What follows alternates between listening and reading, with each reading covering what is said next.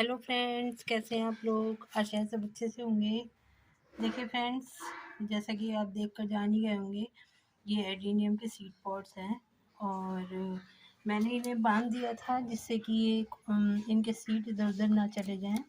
और ये पिंक वाला जो सिंगल पेटल एडीनियम होता है, अभी मेरे यहाँ वही ब्लूम्स कर रहा है और जो मैंने मंगवाए थे ऑनलाइन वो नहीं खिले हैं, तो उन्हीं के सीड्स हैं ये। तो इसके सीड जो हैं वो इस तरीके से होते हैं, इनमें ये बाल जैसे लगे हुए होते हैं और ये जो बीच वाला पोर्शन है ये इसका सीड होता है। तो जो हमारे नए गार्डनर हैं वो देख लें कि ये सीड होता है, ये हमें रखना होता है और अगर हम इसको बांधेंगे नहीं तो ये हमारे उड़ जाएंगे।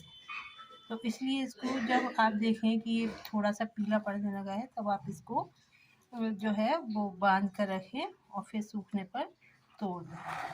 तो देखिए फ्रेंड्स, मैंने पहले भी एडेनियम के सीड ग्रो किए थे और मेरे बहुत अच्छी हेल्दी सीडलिंग है ये। देखिए कितने बड़े बड़े इसी में हो गए हैं ये, और कितने अच्छे कोडेक्स इनके हेल्दी बन रहे हैं। ये मैंने नॉर्मल मिट्टी में थोड़ी सी खाद मिला करके लगाई थी। इसमें पहले मेरे कुछ और सीडलिंग लगी हुई थी, उसी में थोड़ी सी खाद मिला करके मैंने लगा दी थी और ये बहुत अच्छे से चल रही है। अब इनको मैं अलग कर रही थी, अलग अलग पॉट देना चाह रही थी, तो मैंने ये अभी मिट्टी वगैरह देखिए धूप में डाली है कि जिससे कि थोड़ी स्टेरलाइज हो जाए। इसमें ये कीड़े थोड़े दिख रहे हैं लेकिन ये हमारे प्लांट्स को नुकसान नहीं करते हैं और मिट्टी में रहते हैं और नुकसान नहीं करते हैं, तो इनसे कोई फ़र्क नहीं पड़ता। एक फ्रेंड्स, मैं अपना अनुभव आप लोगों के साथ में शेयर करना चाह रही थी कि ये देखिए, ये वाले भी सीड मैंने ये और ये दोनों एक ही दिन बोए थे। और वैसे मैं नॉर्मल मिट्टी में ही अपने सीड जो है वो ग्रो करती हूँ, लेकिन अब की बार मैंने कोकोपीट और वर्मी कंपोस्ट में अपने सीड डाले थे कुछ। तो लेकिन ये मेरा अनुभव अच्छा नहीं रहा और देखिए कितनी वीक सीडलिंग है ये, कितने छोटे छोटे हैं इनके बजाय।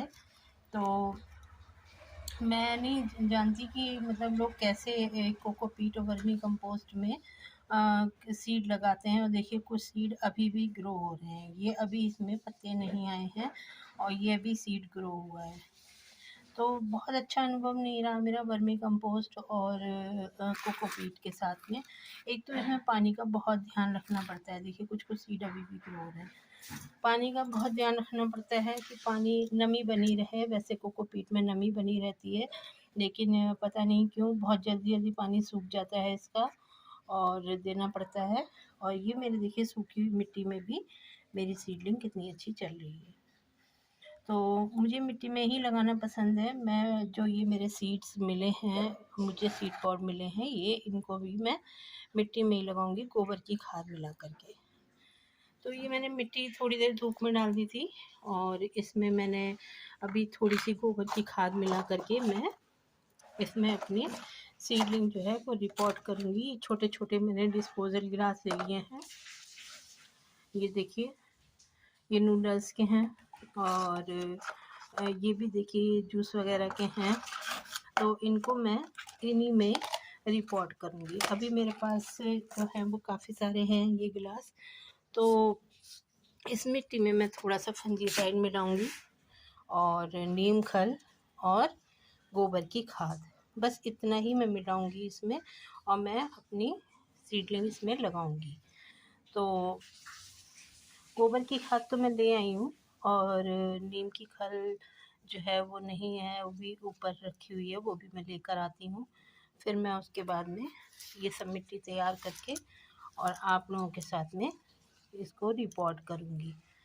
तो फिर इसके बाद में अभी तो डोरमेंसी पीरियड आ रहा है अब इसका, लेकिन अब मेरी सीडलिंग रिपोर्टिंग के लिए हो गई है तो मैं इसको कर दूँगी और जो है देखते हैं फिर कैसी ग्रोथ रहती है इनकी, क्योंकि अब जाड़ों में ये बहुत अच्छी ग्रोथ नहीं करते हैं, लेकिन फिर भी रिपोर्ट करने के बाद में कुछ ग्रोथ तो करेंगे ही। इतने छोटे छोटे पॉट्स में नहीं चलेंगे ये। तो मैं इसको मिट्टी को अभी थोड़ी देर में तैयार करती हूँ, आप लोगों के साथ ही तैयार करूँगी। थोड़ी देर धूप में और रखते हैं इसको। अभी इसमें अच्छे से धूप नहीं लग पाई है, तो तब तक मैं कुछ और जो है वो डिस्पोज़ल या कुछ और छोटे छोटे मुझे मिलते हैं इनको लगाने के लिए, तो मैं लगा लूँगी। ज़्यादा बड़े पॉट नहीं देना चाहिए छोटे से प्लांट को, तो इसलिए छोटे छोटे पॉट्स में ही मैं इनको लगाऊंगी। तो थोड़ी देर धूप में और पड़ा रहने देते हैं इसको, फिर मिलती हूँ मैं आपसे थोड़ी देर के बाद में। देखिए फ्रेंड्स, ये हमारी मिट्टी सूख गई है अच्छे से, और इसमें मैंने थोड़ा ये फंजीसाइड डाल दिया है 1 चम्मच, और ये हमारी गोबर की खाद है जो कि अच्छे से डिकम्पोज हुई भी है, और इसको मैं इसमें मिला लूँगी। तो लगभग मैंने 50-50 का रेशियो रखा है इसमें। खाद जो है वो 50% है जितनी मिट्टी है उसकी, क्योंकि सीडलिंग को बड़े होने के लिए खाद की ज़रूरत पड़ेगी ही। और इसमें थोड़ी 1-2 मुट्ठी मैं नीम खल की भी मिला लेती हूँ।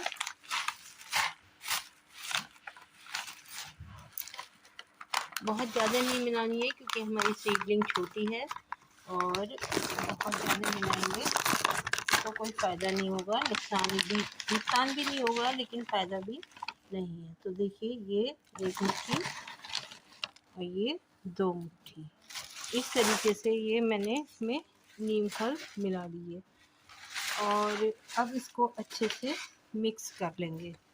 तो जो हमने इसमें डाला है वो सब मिक्स हो जाएगा, हमारे पौधों को बराबर से मिलेगा। फंजीसाइड इसलिए डालते हैं फ्रेंड्स क्योंकि एडेनियम में अगर पानी थोड़ा सा भी ज़्यादा हो जाता है तो फंगस लगने का डर रहता है, तो ये तो आप लोगों को पता ही होगा, और इसलिए फंजीसाइड डालना बहुत ज़रूरी है। और नीम खल भी हमारी जो है वो जो कीड़े वगैरह होते हैं उनसे हमारे पौधों की सेफ्टी रहती है नीम खल से, तो इसलिए नीम खल को भी हमें ज़रूर मिक्स करना चाहिए अपनी जो हम मिट्टी बनाते हैं उसमें, और जो भी थोड़ा बहुत कूड़ा कचरा है वो निकाल दें। इस तरीके से अच्छे से मिट्टी को मिक्स कर लें ताकि कुछ भी जो भी हमने मिलाया है वो सबको बराबर से मिल जाए। और फिर देखिए, मैंने डिस्पोज़ल जो गिलास हैं वो अपने रखे हैं तैयार करके, इनमें एक एक ठीकरी अंदर डाल ली है, जो गमले की टूटी होती है, गमले की मटके की, कुछ इसमें यूज़ करे हुए हैं और कुछ बिना यूज़ करे हुए हैं। तो देखिए, फिर इसमें मिट्टी भर लेंगे हम, इस तरीके से इनको फिल कर लेंगे।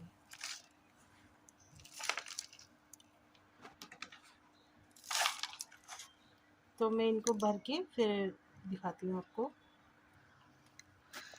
तो देखिए फ्रेंड्स, ये मैंने मिट्टी भर ली है इनमें, और अब हम अपनी सीडलिंग निकालेंगे और इसमें लगाएंगे।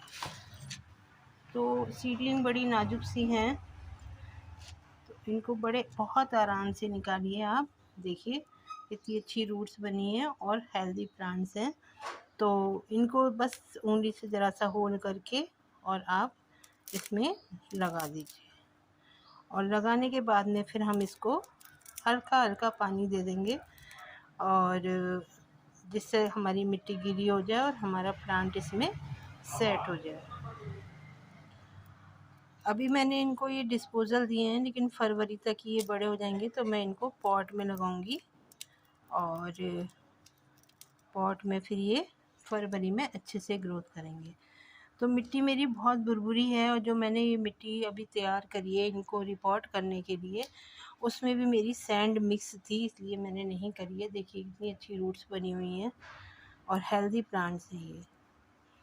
तो ऐसा नहीं है कि सीड जो आप सीड ग्रो करते हैं वो आप सीड बिल्कुल को वेल ड्रेन मिट्टी में ही ग्रो करें। ऐसी मिट्टी में ग्रो करिए जिसमें थोड़ा सा पानी भी होल्ड रहे, मिट्टी होल्ड करे पानी को भी, जिससे कि सीड हमारे अच्छे से ग्रो हो जाए। एक हाथ से बड़ी दिक्कत होती है, तो इस तरीके से हम अपने जो सीडलिंग है उसको हम रिपोर्ट कर देंगे। बस ये हमारे रिपोर्ट हो गए। अब इनमें थोड़ा थोड़ा पानी में डाल दूंगी। देखिए कितनी आसानी से निकल के आ रहे हैं।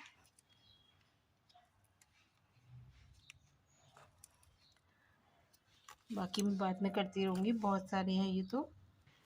चलिए अब इनको पानी भी दे देते हैं, और पानी देने के बाद में 1-2 दिन ऐसी जगह पे रखेंगे जहाँ पर इन पर बहुत तेज़ धूप ना पड़े।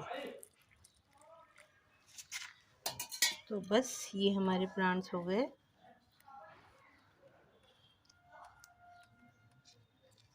और इस वाले पॉट को खाली करके जिसमें मेरी सीडलिंग लगी है, इसी में मैं अपने सीड फिर से ग्रो करूँगी। थोड़ी मिट्टी की गुड़ाई कर लूँगी और उसमें फिर थोड़ी सी खाद मिला करके मैं अपने सीड ग्रो करूँगी और बहुत सारे एडेनियम्स तैयार कर लूँगी।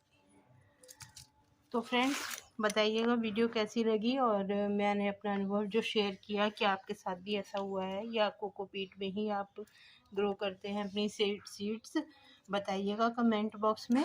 और वीडियो अच्छी लगे तो लाइक कर दीजिएगा, और अगर मेरे चैनल पर नए हैं तो प्लीज़ सब्सक्राइब कर लीजिएगा। ओके फ्रेंड्स, मिलते हैं अगली वीडियो में किसी और टॉपिक के साथ। तब तक के लिए बाय।